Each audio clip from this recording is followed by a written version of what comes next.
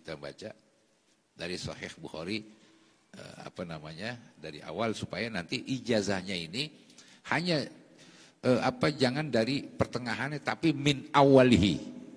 Berapa hadis baca ya, nanti masuk kepada bab yang akan kita tadi udah dikasih informasi itu dari bab sifatus shalah ya. Tafadhal.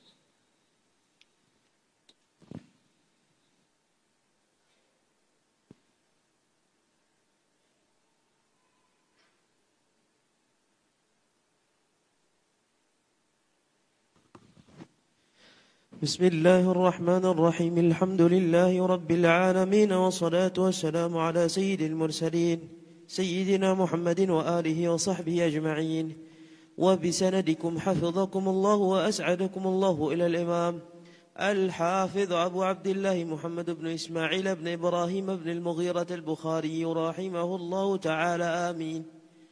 بسم الله الرحمن الرحيم. كتاب بدء الوحي. باب كيف كان بدء الوحي إلى رسول الله صلى الله عليه وآله وسلم. وقول الله جل ذكره إنا أوحينا إليك كما أوحينا إلى نوح والنبيين من بعده.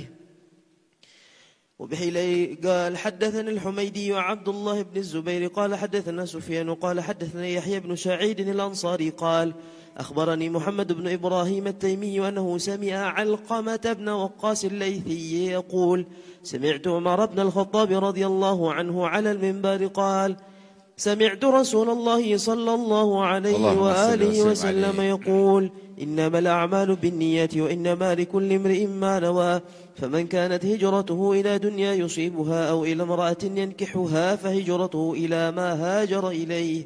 نعم. تفضل. أحسن الله إليكم سيدي. باب وبه إليه قال حدثنا عبد الله بن يوسف قال أخبرنا مالك عن هشام بن عروة عن أبيه أن عائشة أم المؤمنين رضي الله عنها أن الحارث بن هشام رضي الله عنه سأل رسول الله صلى الله عليه وآله وسلم فقال يا رسول الله كيف يأتيك الوحي؟ فقال رسول الله صلى الله عليه وآله وسلم أحيانا يأتيني مثل صلصلة الجرس وهو أشده علي فيصام عني وقد وعيت عنه ما قال وأحيانا يتمثل لي الملك رجلا فيكلمني فأعي ما يقول. قالت عائشة رضي الله عنها ولقد رأيته ينزل عليه الوحي في اليوم الشديد البرد فيصام عنه وإن جبينه لا يتفصد عرقا. باب وبه إليه قال حدثنا يحيى بن بكير قال حدثنا الليث عن عكيل بن شهاب عن عروة بن الزبير أن عائشة أم المؤمنين أنها قالت أول ما بدأ به رسول الله صلى الله عليه وآله وسلم من الوحي الرؤيا الصالحة في النوم فكان لا يرى رؤيا إلا جاءت مثل فلق الصبح ثم حبب إليه الخلاء وكان يخلو بغار حراء فيتحنث فيه وهو التعبد الليالي ذوات العدد قبل أن ينزع إلى أهله. فتحنث بمعنى يتعبد. أحسن الله إليكم سيدي. فيتحنث فيه وهو التعبد الليالي ذوات العدد قبل أن ينزع إلى أهله ويتزود لذلك ثم يرجع إلى خديجة فيتزود لمثلها حتى جاءه الحق وهو في غار حراء فجاءه الملك فقال اقرأ قال ما أنا بقارئ قال فأخذني فغطني حتى بلغ مني الجهد ثم أرسلني فقال اقرأ قلت ما أنا بقارئ فأخذني فغطني الثانية حتى بلغ مني الجهد ثم أرسلني فقال اقرأ فقلت ما أنا بقارئ فأخذني فغطني الثالثة ثم أرسلني فقال اقرأ باسم ربك الذي خلق خلق الإنسان من علق اقرأ وربك الأكرم فرجع بها رسول الله صلى الله عليه وآله وسلم يرجف فؤاده فدخل على خديجة بنت خويلد رضي الله عنها فقال زملوني فزملوه حتى ذهب عنه الروع فقال لخديجة وأخبرها الخبر لقد خشيت على نفسي فقالت خديجة كلا والله ما يخزيك الله أبدا إنك لتصل الرحم وتحمل الكلا وتكسب المعدوم وتكر الضيف وتعين على نوائب الحق. فانطلقت به خديجة حتى أتت به ورقة بن نوفل بن أسد بن عبد العزى ابن عم خديجة، وكان امرأ تنصر في الجاهلية، وكان يكتب الكتاب العبرانية، فيكتب من الإنجيل بالعبرانية ما شاء الله أن يكتب، وكان شيخا كبيرا قد عمي. فقالت له خديجة: يا ابن عمي اسمع من ابن أخيك. فقال له ورقة: يا ابن أخي ماذا ترى؟ فأخبره رسول الله صلى الله عليه وآله وسلم خبر ما رأى. فقال له ورقة: هذا الناموس الذي نزل الله على موسى، يا ليتني فيها جزعا، ليتني أكون حيا إذ يخرجك قومك. فقال رسول الله صلى الله عليه وآله وسلم: أو مخرجيهم؟ قال: نعم. لم يأتي رجل قط بمثل ما جئت به إلا عوديا، وإن يدركني يومك أنصرك نصرا مؤزرا. ثم لم ينشب ورقة أن توفي وفتر الوحي. وبه إليه قال ابن شهاب: وأخبرني أبو سلمة بن عبد الرحمن أن جابر بن عبد الله الأنصاري قال وهو يحدث عن فترة الوحي، فقال في حديثه: بين أنا أمشي سمعت صوتا من السماء، فرفعت بصري فإذا الملك الذي جاءني بحراء جالس على كرسي بين السماء والأرض، فرعبت منه فرجعت فقلت: زملوني. فأنزل الله تعالى: يا أيها المدثر قم فأنذر، إلى قوله: والرجز فاهجر. فحمي الوحي تابعه عبد الله بن يوسف وأبو صالح، وتابعه هلال بن رداد عن الزهري، وقال يونس ومعمر بوادره. Jadi Rasulullah SAW beberapa kali diperlihatkan daripada bentuknya Sayyidina Jibril. Sesekali Rasulullah SAW dengan bentuk yang berbeda, ya. Ada suara kayak jaras, kayak bel lonceng yang sangat keras. Tapi sesekali Allah Subhanahu wa taala juga perlihatkan bentuk hakikat Sayyidina Jibril. Manusia biasa tidak mungkin dia akan melihat Sayyidina Jibril sebagaimana yang Allah Subhanahu wa taala ciptakan, tidak mungkin. Ya. Jangankan Sayyidina Jibril. Ini sering nih orang sekarang banyak ngimpi-ngimpian nih pakai ini. Ya. Orang dikasih lihat jin yang sebenarnya ada dua kemungkinan. Ya ima dia mati, atau akalnya hilang, gila, atau buta. Itu kalau sebenarnya. Tapi ini keseringan sih nggak akan sanggup melihat bentuk yang Allah ciptakan jin itu seperti apa hakikatnya. Bagaimana coba kalau Sayyidina Jibril? Dia duduk di atas kursi, itu antara langit dan bumi. Sayapnya itu ada di sebelah barat dan ada di sebelah timur. Kalau dihempaskan dunia itu habis semua. Ya, itu kejadian yang pernah diperlihatkan oleh Allah kepada Rasulullah SAW. Karena Rasulullah sudah dicuci. Ya, artinya beberapa kali. Ada yang mengatakan 3 kali, ada yang mengatakan 2 kali. Nah, yang kita sering dengar itu ketika dia mau mau diisra kan, padahal dia dari kecil sudah udah dicuci, udah bersihin hatinya. Makanya dia siap sebelum jadi nabi udah dikasih lihat. Sebelum ada belum diwahyukan sudah Allah Subhanahu wa taala memperlihatkan sampai benar-benar Sayyidina Jibril itu menjadi apa? Menjadi temannya Rasulullah SAW, khususnya di bulan Ramadan. Taraja Al-Quran, ya. Itu. Jadi kalau ada yang ngaku, saya lihat Sayyidina Jibril, enggak, anak kucing yang dilihat, bukan Sayyidina Jibril. Ya, hati-hati, ini bisa salah. Kita sering sekali ya melihat. Kemudian ada yang mengatakan bahwa saya pernah melihat Rasulullah SAW. Bagaimana sifatnya Rasulullah SAW? Oh, rambutnya dicet. Itu bukan Rasulullah itu. Ya. Jadi kita ini tolok ukurnya nih supaya kita jangan sampai salah. Karena kalau kita mengatakan itu, kita bisa menjadi orang yang mungkir terhadap sifatnya Rasulullah. Baca syama'ilnya. Syama'ilnya Rasulullah SAW. Kalau sifatnya, wujudnya berbeda dengan itu, dia bohong. Dia bohong. Gitu. Nah ini jangan sampai orang-orang mengklaim bahwa apa yang dilihat itu adalah wujud daripada Rasul. Kan lagi ramai nih sekarang. Berapa puluh kali katanya ngelihatnya orang Kudus. Lihat ya coba. Ya. Berapa kali? Puluhan kali, 20 kali apa ngelihat Rasulullah SAW. Orang melihat Nabi, melihat Rasul bukan untuk diceritain. Disimpan di dalam dirinya dan dia harus benar-benar bersiap-siap. Ya, untuk apa?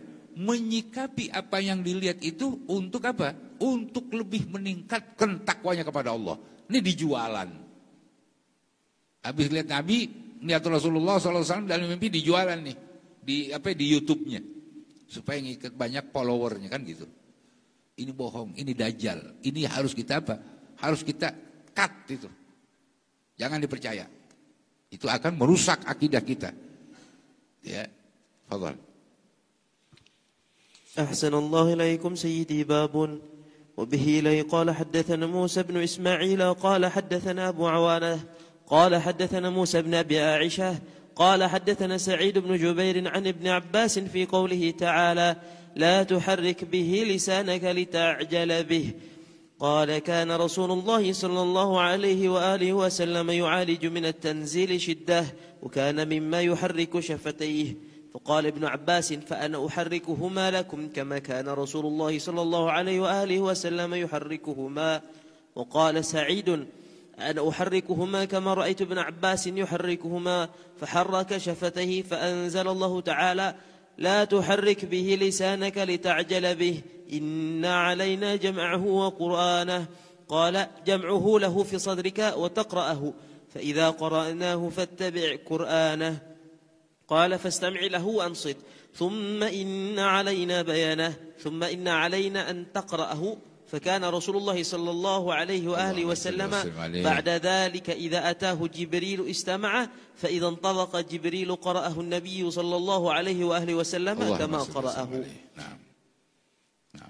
باب وبه إليك حدثنا عبدان قال أخبرنا عبد الله قال أخبرنا يونس عن الزهري وحدثنا بشر بن محمد قال أخبرنا عبد الله قال أخبرنا يونس ومعمر عن الزهري نحوه قال أخبرني عبيد الله بن عبد الله عن ابن عباس قال كان رسول الله صلى الله عليه وآله وسلم أجود الناس وكان أجود ما يكون في رمضان حين يلقاه جبريل وكان يلقاه في كل ليلة من رمضان فيدارسه القرآن فلرسول الله صلى الله عليه وآله وسلم أجود بالخير من الريح المرسلة. باب وبه إليك حدثنا أبو اليمان الحكم بن نافع قال أخبرنا شعيب عن الزهري قال أخبرني عبيد الله بن عبد الله بن عتبة بن مسعود أن عبد الله بن عباس أخبره أن أبا سفيان بن حرب أخبره أن هرقل أرسل إليه في ركب من قريش وكانوا تجارا بالشام في المدة التي كان رسول الله صلى الله عليه وآله وسلم ماد فيها أبا سفيان وكفار قريش فأتوه وهم بإلياء فدعاهم في مجلسه وحوله عظماء الروم ثم دعاهم ودعا بترجمانه فقال أيكم أقرب نسبا بهذا الرجل الذي يزعم أنه نبي فقال أبو سفيان فقلت أنا أقربهم نسبا فقال أدنوه مني وقربوا أصحابه فجعلوهم عند ظهري ثم قال لترجمانه قل له مني سائل هذا عن هذا الرجل فإن كذبني فكذبوه فوالله لولا الحياء من أن يثروا علي كذبا لكذبت عنه ثم كان أول ما سألني عنه أن قال كيف نسبه فيكم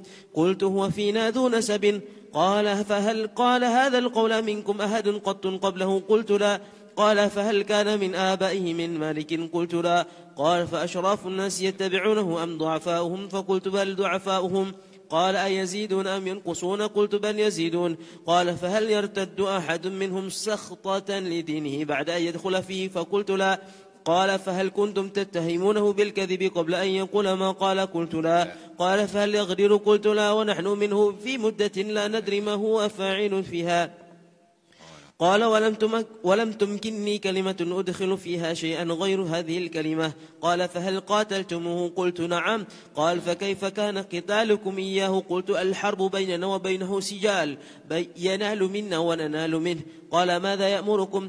قلت يقول اعبدوا الله وحده ولا تشركوا به شيئا واتركوا ما يقول آباؤكم ويأمرنا بالصلاة والصدق والعفاف والصلة. فقال للترجمان كله سألتك عن نسبه فذكرت أنه فيكم ذو نسب، وكذلك الرسل تبعث في نسب قومها، وسألتك هل قال أحد منكم هذا القول فذكرت أن لا. فقلت لو كان أحد قال هذا القول قبله لقلت رجل يأتسي بقول قيل قبله. وسألتك هل كان من آبائه من ملك فذكرت أن لا. قلت فلو كان من آبائه من ملك قلت رجل يطلب ملك أبيه. وسألتك هل كنتم تتهمونه بالكذب قبل أن يقول ما قال فذكرت أن لا. فقد أعرف أنه لم يكن ليذر الكذب على الناس ويكذب على الله. وسألتك أشراف الناس اتبعوه أم ضعفاؤهم فذكرت أن ضعفاءهم اتبعوه وهم أتبع الرسل. وسألتك أيزيدون أم ينقصون فذكرت أنهم يزيدون، وكذلك أمر الإيمان حتى يتم. وسألتك أيرتد أحد سخطة لدينه بعد أن يدخل فيه فذكرت أن لا، وكذلك الإيمان حين تخالط بشاشاته القلوب. وسألتك هل يغدر فذكرت أن لا، وكذلك الرسل لا تغدر. وسألتك بما يأمركم فذكرت أنه يأمركم أن تعبدوا الله ولا تشركوا به شيئا وينهاكم عن عبادة الأوثان ويأمركم بالصلاة والصدق والعفاف، فإن كان ما تقول حقا فسيملك موضع قدمي هاتين. وقد كنت أعلم أنه خارج، لم أكن أظن أنه منكم، فلو أني أعلم أني أخلص إليه لتجشمت لقاءه، ولو كنت عنده لغسلت عن قدمي. ثم دعا بكتاب رسول الله صلى الله عليه وآله وسلم الذي بعث به دحية إلى عظيم بصرى، فدفعه إلى هرقل فقرأه فإذا فيه: بسم الله الرحمن الرحيم، من محمد عبد الله ورسوله إلى هرقل عظيم الروم، سلام على من اتبع الهدى. أما بعد فإني أدعوك بدعاية الإسلام، أسلم تسلم يؤتك الله أجرك مرتين، فإن توليت فإن عليك إثم الأريسيين. يا أهل الكتاب تعالوا إلى كلمة سواء بيننا وبينكم أن لا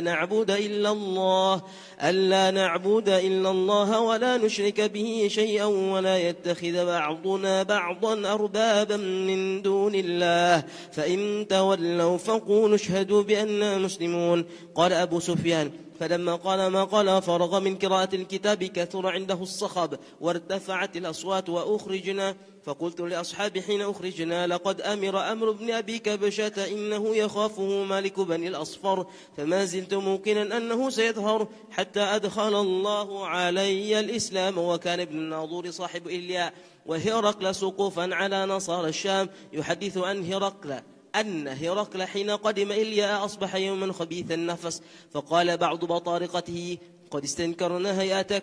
قال ابن الناظور: وكان هرقل حزاء ينظر في النجوم، فقال لهم حين سألوه: إني رأيت الليلة حين نظرت في النجوم ملك الختان قد ظهر، فمن يختتن من هذه الأمة؟ قالوا: ليس يختتن إلا اليهود، فلا يهمنك شأنهم، واكتب إلى مداين ملكك فيقطنوا من فيه من اليهود. فبينما هم على أمرهم أتي هرقل برجل أرسل به ملك غسان يخبر عن خبر رسول الله صلى الله عليه وآله وسلم. فلما استخبره هرقل قال: اذهبوا فانظروا أمختتن هو أم لا. فنظروا إليه فحدثوه أنه مختتن، وسأله عن العرب فقال: هم يختتنون. فقال هرقل: هذا ملك هذه الأمة قد ظهر. ثم كتب هرقل إلى صاحب له برومية وكان نظيره في العلم، وسار هرقل إلى حمص فلم يرم حمص حتى أتاه كتاب من صاحبه يوافق رأي هرقل على خروج النبي صلى الله عليه وآله وسلم وأنه نبي. فآذن هرقل لعظماء الروم في دسكرة له بحمص، ثم أمر بأبوابها فغلقت، ثم اطلع فقال: يا معشر الروم، هل لكم في الفلاح والرشد وأن يثبت ملككم فتبايعوا هذا النبي؟ فحاصوا حصة حمر الوحش إلى الأبواب فوجدوها قد غلقت. فلما رأى هرقل نفرتهم ولا نفر أحسن الله إليكم سيدي. فلما رأى هرقل نفراتهم وأيس من الإيمان قال: ردهم عليه. وقال: إني قلت مقالتي آنفا أختبر بها شدتكم على دينكم، فقد رأيت فسجدوا له ورضوا عنه. فكان ذلك آخر شأن هرقل. رواه صالح بن كيسان ويونس ومعمر عن الزهري. أحسن الله إليكم سيدي. باب الالتفات في الصلاة.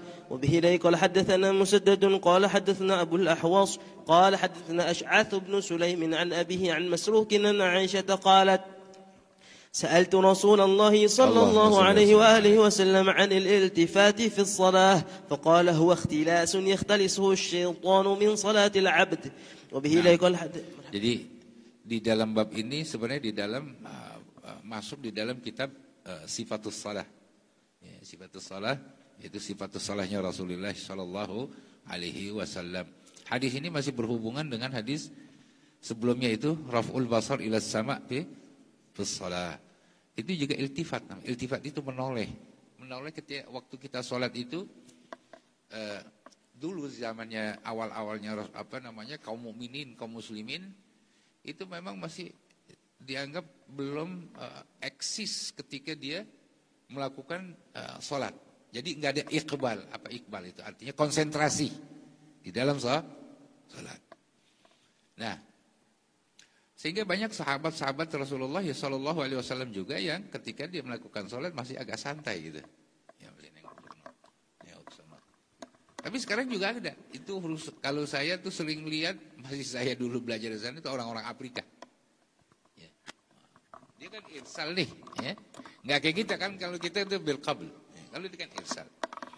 Jadi sambil lepas tangan, ya dia nengok sana, nih orang santai amat sholatnya. Nah, padahal itu adalah salah satu di dalam bab ini. Kalau saya anggap itu karena memang mereka nggak mengerti, nggak ketemu hadis ini. Kalau dia baca hadis ini, saya rasa yakin saya tidak akan sembarangan. Karena iltifat ketika kita menoleh dari sholat kita itu berarti apa? Berarti hilang konsentrasi kekhusyuan. Ya, karena ketika kita mengatakan ini wajjahtu wajhiya lilladzi fataras samawati wal ard, itu semua jiwa raga kita ke arah kiblat. Kiblatnya kiblatnya salat itu kita harus apa? Harus benar-benar bukan hanya sekedar hanya sekedar dada kita nih. Tetapi pandangan kita pun seperti itu. Dan kalau kita lihat ulama-ulama tasawuf, pandangan ketika kita sholat melihat kepada tempat sujud, bukan ke atas. Ya, karena satu yang menjadi penting bagi orang yang sholat agar supaya jangan hilang konsentrasinya antara pandangan dengan dengan hatinya, agar benar-benar menyatu ketika waktu dia sholat. Sehingga dia nggak menafikan apa yang dikatakan ini wajah tu wajia. Ya, kalau ke atas berarti kan bukan, ya, bukan menghadap kepada kiblat. Nah, di sini orang yang menoleh, yang melihat, ya, dengan matanya bukan ke arah kiblat, berarti dia telah kehilangan daripada khusyuk. Apa itu di dalam ayat? Qad aflahal mu'minuna alladzina hum fi salatihim. Itu sebabnya dari ayat itulah, ya. Setelah itu baru sahabat-sahabat Rasulullah sallallahu alaihi wasallam kembali iqbal, ya, di dalam tawajjuh ila kiblat fi shalah. La yaltafitu la yaminan wala shimalan, ya. Dan dia konsen. Nah, itu tujuannya supaya tadi? Semakin khusyuk dalam salat. Karena dia akan mendapatkan 2 pahala. Pahala kekhusyuan itu dan juga daripada pahala melakukan salat. Qad aflahal mu'minuna alladzina hum fi salatihim khashi'un, ya. Jadi kalau kita mendapatkan kebahagiaan, ketenangan, ya, itu harus khusyuk dalam salat. Itu kalau sekarang kan ada istilahnya yoga, ya.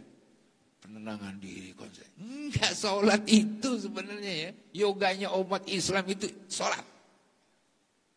Bagaimana caranya agar supaya kita khusyuk? Waktu kita mengucapkan niat, ini kan jadi perbedaan ya. Gara-gara orang talafuz niat, jadi kita disalahin gitu ya sama tetangga kita. Dan dalam mazhab Imam Syafi'i, talafuz niat itu adalah sesuatu yang dianjurkan. Niatnya wajib, talafuz itu sunnah. Bukan berarti nggak perlu talafuz. Nah, ini orang yang mengabaikan sunnah. Itu juga salah gitu ya. Jadi gampangin. Nah, kita berlatih agar supaya apa? Konsentrasi waktu niat. Apa yang kita ucapkan itu ada di dalam hati yang kita niatkan. Maksudnya gitu, jangan sampai bias. Niat kita itu jadi bias kesana kemari. Itu hikmah di dalam kata talafuz dengan niat. Maka itu sangat penting. Tadi innamal a'malu biniat tuh. Maka dengan itulah Rasulullah SAW menyampaikan hadis ini agar supaya apa? Jangan sampai kita itu hilang konsentrasi ke kita waktu kita di dalam keadaan sholat. Kenapa? Ini yang kita khawatirkan. Ya. Di dalam hadis itu dikatakan anil ittifa fi shalat faqala huwa ikhtilas. Ya. Ikhtilas itu artinya apa? Dicuri, disamber dengan secara apa? Secara cepat, sehingga kalau kita kan dicopet ya bahasa Betawi itu dijambret, kita nggak tahu ya dengan cara yang cepat. Jambretan siapa itu? Ikhtilasun ay sariqah. Ya, kalau di dalam kitab Kamus Ma'ani itu dikatakan ikhtilas itu adalah sariqah, artinya curian yang dicuri oleh setan min sholatil abdi. Nah, jadi waktu kita noleh ke sana kemari, itu kita lagi dicuri tuh perhatian kita oleh si setan tadi. Kita nggak merasa, bahkan kita keenakan, ya. Sehingga apa?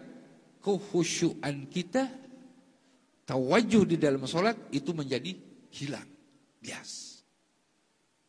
Makanya ini jangan sampai iltifat. Maka setelah itulah ketika ayat itu turun, ya, qad aflahal mu'minun sampai akhir tadi, semua sahabat ingat dengan ayat itu dan mereka tuh sangat konsen di dalam sholat. Kita lihat sholatnya Sayyidina Ali. Ada yang bisa sholatnya Sayyidina Ali. Ketika Sayyidina Ali terpanah pahanya, masuk tembus. Kalau kita mau ngambil panah, kalau sekarang pakai apa? Dibius enggak?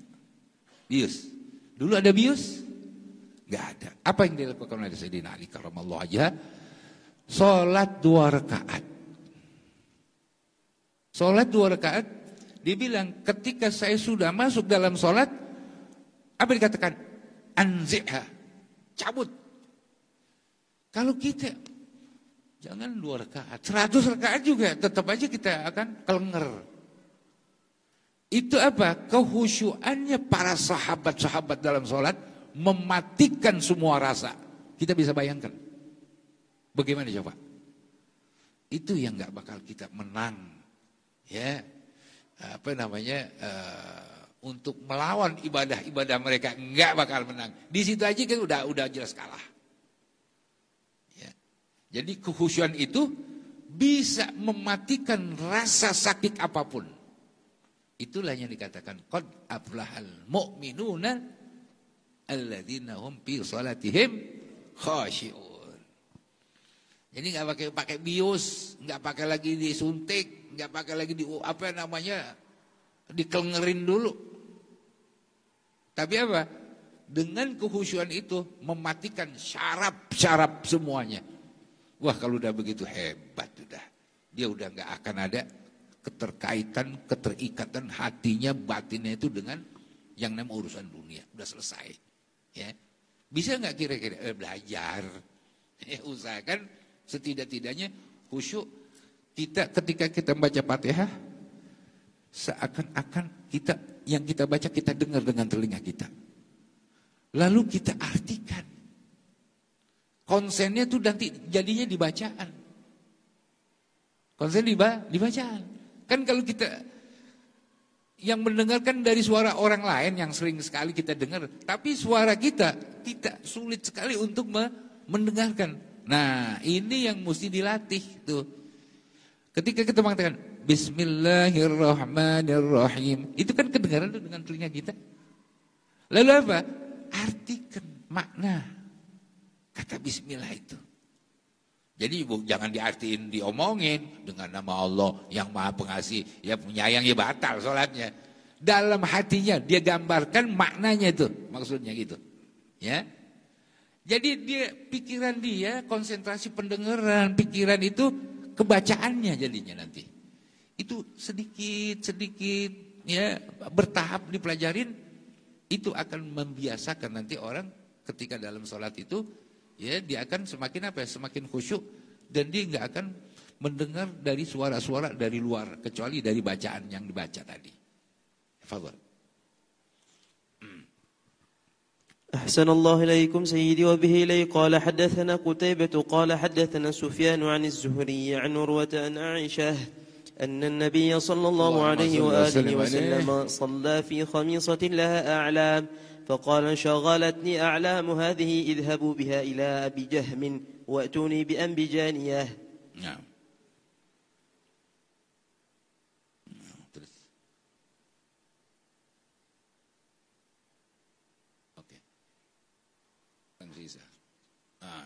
Taib.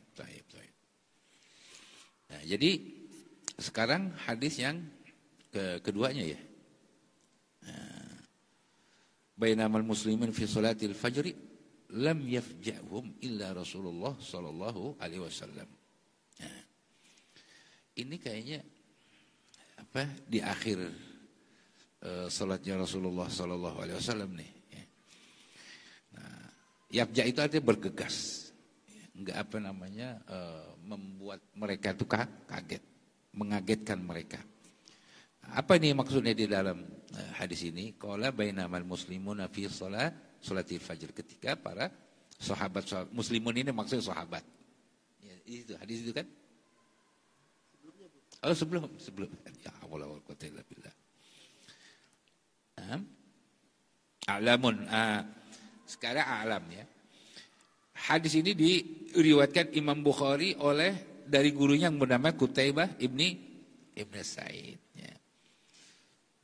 Kemudian dari Sufyan ibn Uyainah az-Zuhri, Imam Zuhri, ya. Dari Urwah ibn Zubair dari Aisyah, sepupunya Siti Aisyah, Nabi sallallahu alaihi wasallam fi khamisatin laha. Khamisah itu kain, bahasa kita khamisah. Ya. Ada kain laha a'lamun. Di kain itu ada apa? Ada semacam gambar a'lam. Ya, tanda. Faqala syaghalatni a'lamu hadhihi. Wah, jadi bikin apa? Bikin enggak konsentrasi. Menyibukkan daripada salat nih, karena ada tanda-tanda gitu atau alamat ya, bukan alamat rumah nih maksudnya ya. Ada tanda-tanda alam itu bisa garis-garis kalau nggak salah. Kain itu bergaris. Ya. Nah, jadi ini kan mengusik konsentrasinya siapa nih? Rasulullah Shallallahu Alaihi Wasallam. Kemudian apa? Rasulullah mengatakan, idhabu biha, bawa nih, wahai sahabat-sahabat, kain ini nih, gitu ya, bawa. Jangan ada lagi di sini, gitu ya. Ila siapa nih? Ila Abi Jahmin. Ada di dalam riwayat dikatakan Abi Juhaimin. Waktu nih bijaniyatin. Apa bijaniyatin? Artinya satu baju yang polos, yang tidak ada kain yang polos, yang nggak ada tanda-tanda, yang kasar, kain kasar, tapi polos. Nah, di sini ada orang mengatakan begini, makruh hukumnya orang yang waktu sholat itu menggunakan bajunya itu yang membuat warna-warni itu menjadi apa? Kita itu jadi nggak khusyuk melihat warna-warni baju itu ya. Iya, mengalihkan perhatian dalam kita sholat. Artinya apa? Agar supaya orang di dalam sholat itu menjauhkan dari hal-hal yang dapat menyibukkan pandangan itu. Ya, maka yang paling bagus orang sholat itu menggunakan baju yang putih, yang polos. Ya, yang polos, yang putih, yang bagus. Itu. Nah, ini adalah kan ada asbab, ada sebab-sebab ya agar supaya orang itu jangan sampai apa? Melihat. Kalau tadi kan pandangan nih. Jadi enggak selalu pandangan saja. Gitu ya. Pikiran juga bisa menjadi hal yang mengalihkan konsentrasi kita di dalam ibadah kan gitu ya. Padahal enggak ada itu. Tapi ketika pikiran kita ini ya macam-macam gitu ya, numpuk, mikirin dia di rumah, mikirin dia toko, mikirin udah kalut semua. Jadi itu adalah satu perumpamaan. Jangan sampai ya hal-hal tadi yang dapat menyibukkan kita di dalam kita sholat, dari perhatian kita dari sholat, maka itu sebaiknya disingkirin, dijauhkan.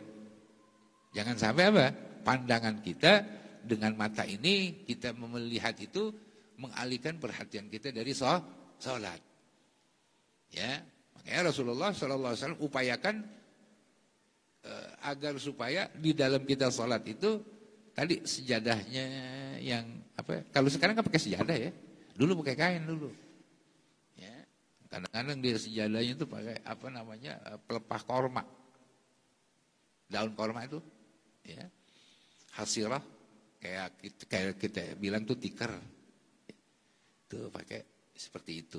Kadang-kadang nggak pakai di atas pasir, karena dulu pasir rumahnya Rasulullah bukan kayak begini, ada hambelnya enggak. Ya, nah jadi itu yang penting bagi kita adalah tidak terpengaruh dari pandangan-pandangan yang kita lihat ketika sholat, sehingga apa? Mengalihkan kekhusyuan kita di sholat. Kalau sekarang gimana kita nggak bisa? Nah, ini aja warna-warni, ya kan gitu ya?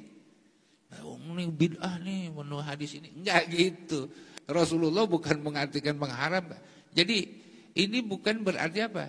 Hukumnya haram, tidak.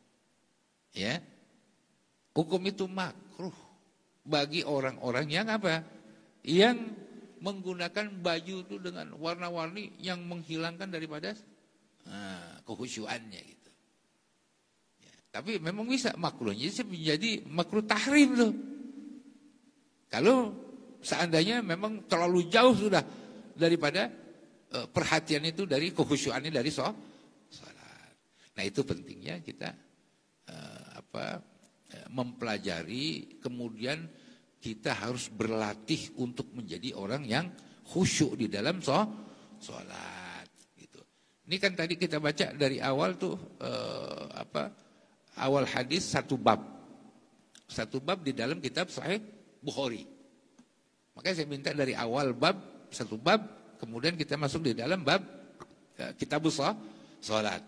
Setidak-tidaknya kita ada yang kita baca, ada yang kita dengar, ada yang kita dengarkan daripada mukri dari hadis tadi, sehingga enggak hanya 1-2 hadis, tapi ada beberapa hadis di dalam kitab Imam Al-Bukhari. Di sana ada kitab, memang kitab Awail namanya.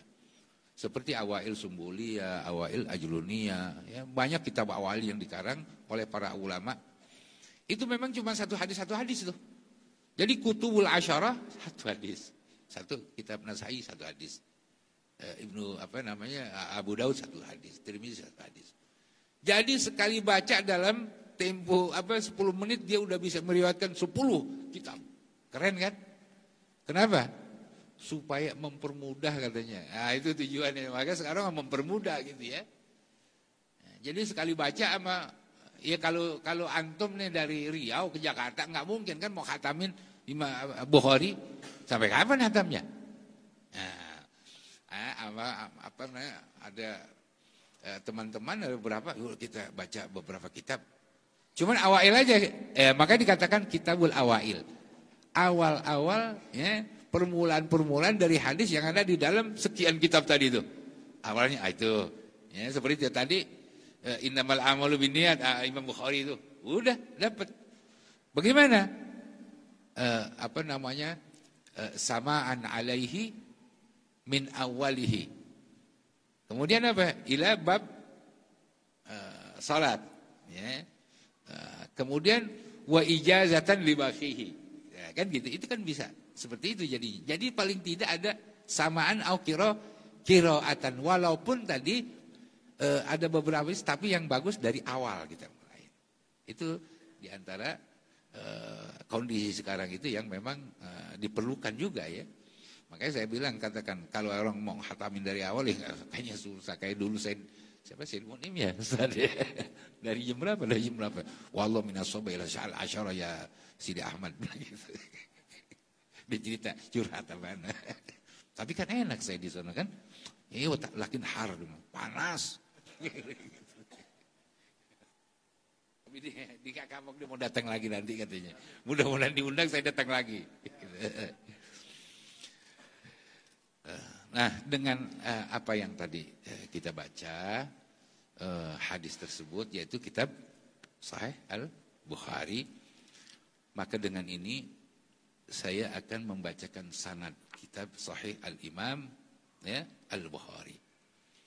Arwi kitab Sahih Al-Imam Al-Bukhari. Saya riwayatkan kitab Sahih Al-Imam Al-Bukhari ini ya, yaitu lil Imam Abi Abdullah Muhammad ibn Ismail ibn Ibrahim ibn Mughirah ibn Bardizbah Al-Ju'fi Al-Bukhari. Anil Allamah Musnidud Dunya Syekh Muhammad Yasin ibn Muhammad Isa Al-Fadani Al-Makki qira'atan. Nah, saya ketika hadir di dalam majlis itu ada beberapa orang itu digilir. Jadi sebahagian baca, sebagian dengar dari teman-teman yang membaca. Jadi antara qiraatan wasaman antara baca dan mendengar. Li aksarihi. Ya, setiap malam Rebu kita baca di rumahnya beliau ya dengan beberapa jemaah alhamdulillah sampai selesai. Wa ijazatan li baqihi. Memang tidak semua, banyak yang ada ya beberapa bab yang enggak bisa sempat hadir. Sedangkan Syekh Yasin itu meriwayatkan wa huwa an Syekh Umar Hamdan bil Masjidil Haram. Ini Syekh Yasin membaca kitab Al-Imam Bukhari di Masjidil Haram dengan gurunya yang bernama Syekh Umar Hamdan Al-Makhrasi. Marat dihatamkan berkali-kali ya. Wa huwa qara'ahu ala syekhihi As-Said Muhammad Ali bin Zahir Al-Witri. Syekh Umar Hamdan meriwayatkan dari gurunya yaitu Sayyid Muhammad Ali bin Zahir Al-Witri. Beliau meriwayatkan dari Ahmad bin Natullah Al-Adawi an Muhammad Al-Amil Kabir. Muhammad Amil Al-Kabir ini yang punya kitab As-Sabat. Sabat itu adalah catatan-catatan para guru-gurunya dan juga riwayat yang diriwayatkan dari para guru-gurunya. Wa huwa an Ali As-Sa'idi an Muhammad ibni Aqilah Al-Makki qala arwi bi a'la sanadin. Nah, ini yang menarik. Saya sengaja memang saya meriwayatkan malam ini yang boleh dikatakan sanad itu sanad yang cukup tinggi di dalam riwayat hadis Imam Bukhari. Ini min nawadir riwayat min nawadir as-sanad. Jadi Imam Al-Muhaddits Muhammad ibn Aqilah dia mengatakan saya meriwayatkan bi'a'la sanadin dengan riwayat yang paling tinggi sanadnya yujadu yang terdapat di dunia. Dari siapa? Ani Syekh Hasan ibn Ali Al-Ujaimi, Ani Syekh Ahmad ibn Muhammad Al-Ajal Al-Yamani, Anil Imam Yahya ibn Mukram At-Tabari, Anjadil Imam Muhibbuddin Muhammad ibn Muhammad At-Tabari. Qala akhbarana al-Burhan ay Burhanuddin Ibrahim ibn Muhammad ibn Siddiq ad-Dimashqi wa ghairuhu bi riwayatihim an Syekh Abdul Rahim ibn Abdul Awwal al-Furghani wa kana umruhu wa 40 sana. Nah, itu siapa namanya? Abdul Rahim al-Furghani ini umurnya 140 tahun. Wa qad qara al-Bukhari ala Abi Abdurrahman Muhammad ibn Shazbakhtin al-Furghani. Shazbakhtin al-Furghani bisama'ihi la jami'i ala Abi Luqman Yahya ibn Ammar ibn Muqbil ibn Shahan al-Khutlani wa kana umruhu 143 sana. Umurnya 143. Waqad sami'ahu jami'an Muhammad ibn Yusuf al-Turabri an jami'i al-Imam Abdullah ibn Muhammad ibn Ismail ibn Ibrahim ibn al-Mughirah ibn Bardizbah al-Bukhari. Jadi sanad ini min nawadiri sanad dan riwayat. Maka saya cari ada beberapa riwayat yang sanadnya cukup cukup panjang. Tapi malam ini saya membawa satu riwayat yang boleh dikatakan ini yang paling a'la. Ya, jadi nanti kalau ada orang bilang a'la kita lihat aja, gitu ya, kita adu dari mana a'lanya, kita lihat, gitu. Jadi dengan bacaan hadis tadi yang telah kita dengarkan ya dari Ustadz Fadil, kemudian dengan kitab Sahih Al-Bukhari ini saya ijazahkan kepada antumul hadirin yang ada di sini pada malam hari ini kitab Sahih Al-Imam Al-Bukhari, ijazahnya ijazah khasah ya li jami'ihi ya min min awali ila akhiri wa li baqihi ya ijazah khasah mutlaqah. Nah dengan demikian alhamdulillah kita telah mendapatkan ada beberapa hadis musalsalah, ada beberapa daripada kitab Imam Bukhari. Ini kan susah kalau kita mau mencari sanad Imam Bukhari yang tinggi-tinggi. Nah dengan demikian ala kulli hal alhamdulillah kita juga jangan bangga dengan sanad yang ahli. Tetapi orang tidak dikatakan muhaddisin apabila dia tidak mengambil sanad yang nazil. Dua-duanya harus diambil. Yang nazil ambil, yang ahli juga ambil. Maka mudah-mudahan majlis ini menjadi majlis yang penuh dengan keberkahan Allah Subhanahu wa taala, dan kita akan terus enggak hanya sekedar riwayat, tetapi insya Allah kita juga mempelajari kitab ini secara dirayah. Demikian yang bisa saya sampaikan. Kalau ada kekurangan apa yang saya sampaikan, saya mohon maaf dan minta dibukakan pintu maaf yang seluas-luasnya daripada hadirin dan hadirat. Mudah-mudahan Allah Subhanahu wa taala membimbing kita kepada jalan yang diridhoinya di dunia dan akhirat. Amin ya rabbal alamin. Baik, nakhtim berdoa, mudah-mudahan di akhir majlis kita ini ya menjadi majlis yang barakah. Astaghfirullahalazim, astaghfirullahalazim, astaghfirullahalazim ya Allah. Ya Maulana ya Karim kulli dhanbin azim wa natubu ilaika taubatan nasuha. Bismillahirrahmanirrahim. Alhamdulillahirabbil alamin. Hamdan yuwafi ni'amahu wa yukafi mazida ya Allah ya Rabbana wa ilahana. Lakal hamdu ya Allah, lakal syukru kama yanbaghi li jalali wajhikal karim. ولعظيم سلطانك اللهم صل وسلم وبارك على حبيبك سيدنا ومولانا محمد وعلى آله وأصحابه أجمعين. اللهم إنا نسألك العافية من كل بلية ونسألك الشكر على العافية ونسألك دوام العافية ونسألك تمام العافية ونسألك الغنى عن الناس. اللهم اغفر لنا ولوالدينا ولمشايخنا وأساتذتنا ولمن أوصانا ولمن أحسن إلينا إنك أنت الغفور الرحيم. جواد كريم يا الله يا الله يا أكرم الأكرمين. اللهم اجعل من كل هم فرجا ومن كل ضيق مخرجا ومن كل عسر يسرا ومن كل فاحشة سترا وإلى كل خير سبيلا. ربنا آتنا في الدنيا حسنة وفي الآخرة حسنة وقنا عذاب النار. صلى الله على سيدنا مولانا محمد وعلى آله وصحبه وسلم والحمد لله رب العالمين. السلام عليكم ورحمة الله وبركاته. سبحانك اللهم وبحمدك أشهد أن لا إله إلا أنت أستغفرك وأتوب إليك.